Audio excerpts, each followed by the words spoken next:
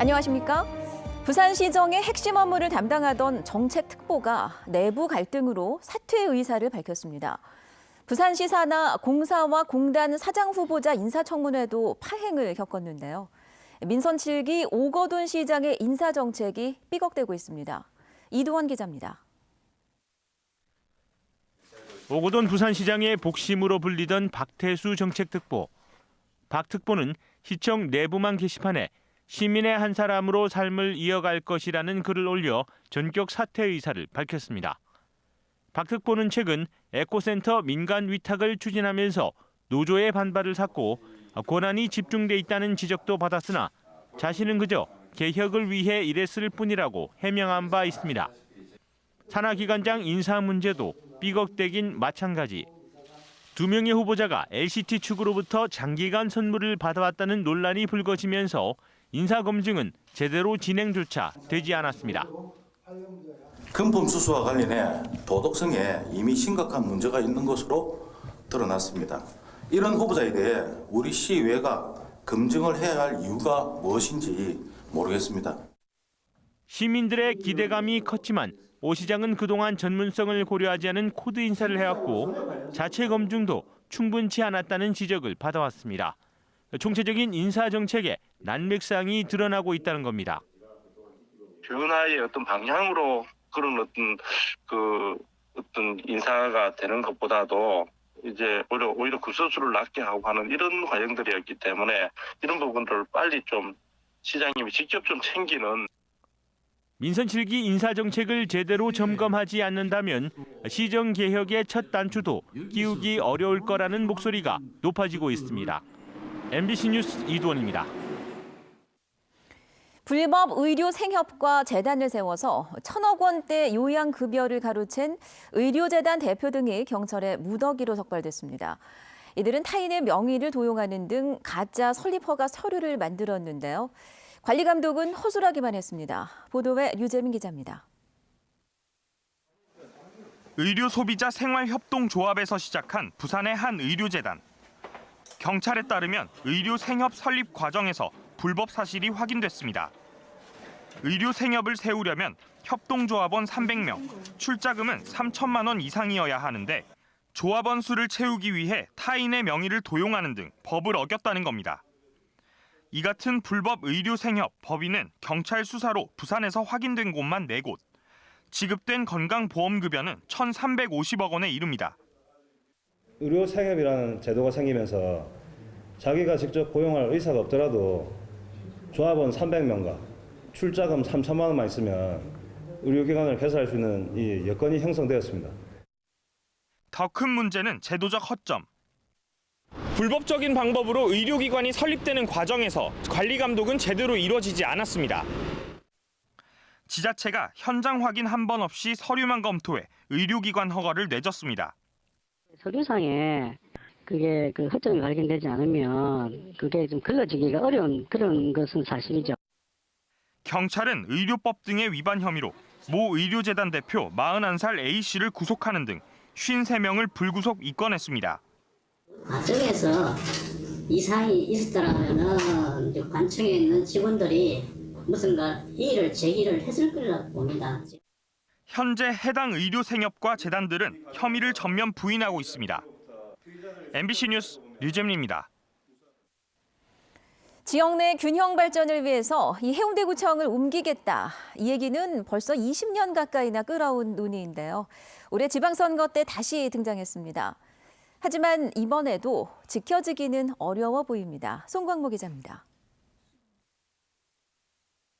해운대 지역 균형 발전을 위한 수건 가운데 하나는 구청사 이전.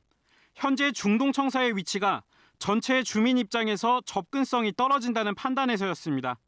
이에 해운대구는 2001년부터 2006년까지 재송동에 14,000제곱미터의 땅을 사들였습니다.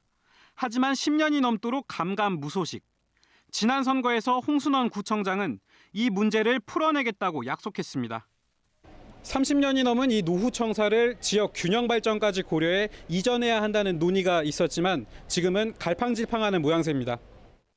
지난해 발간된 청사 이전 용역 보고서, 지리적, 경제적 파급 효과 등 19개 부문에서 재송동 이전안과 현 구청사의 리모델링안을 검토해보니 옮기는 게 낫다는 결론이 나왔습니다.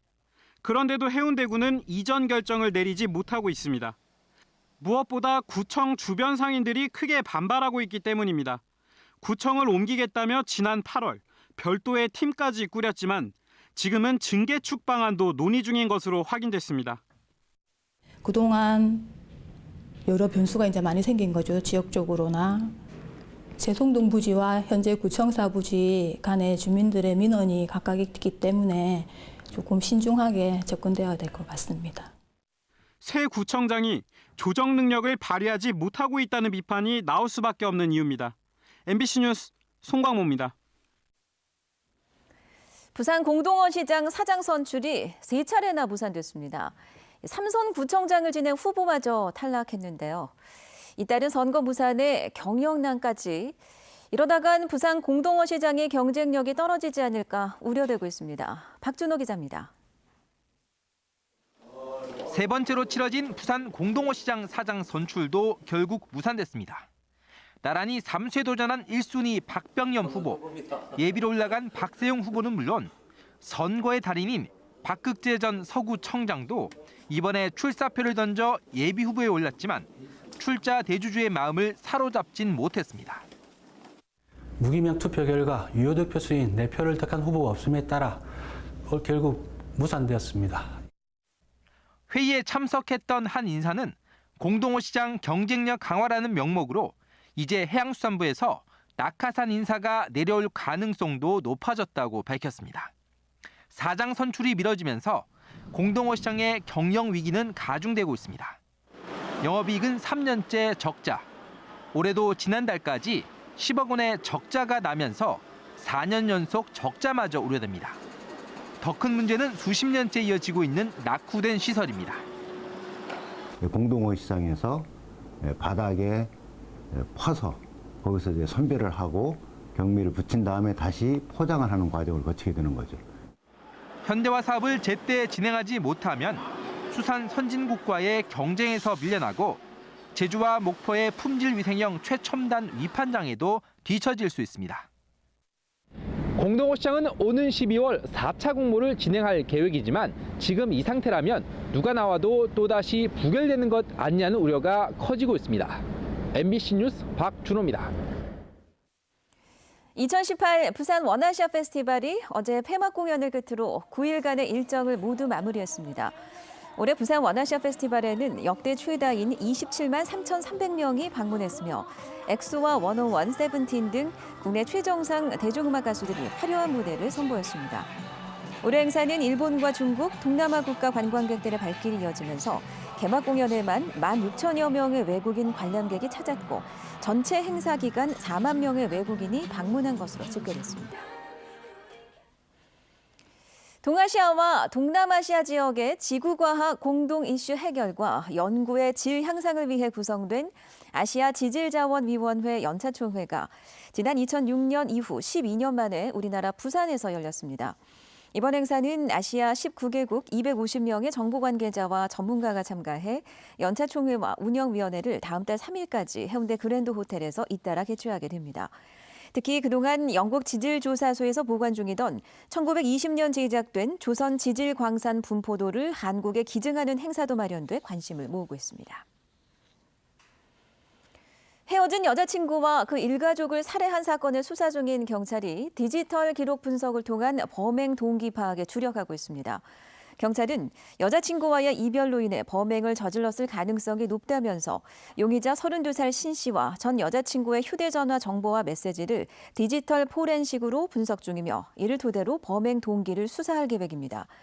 이번 사건과 관련해 부산지검은 범죄 피해자 경제적 지원 업무 처리 지침에 따라 긴급 예산을 확보해 유족들에게 장례비 1,200만 원을 지원했습니다. 이른바 곰탕집 성추행 사건의 피해 여성이 심각한 2차 피해를 겪고 있는 것으로 확인됐습니다.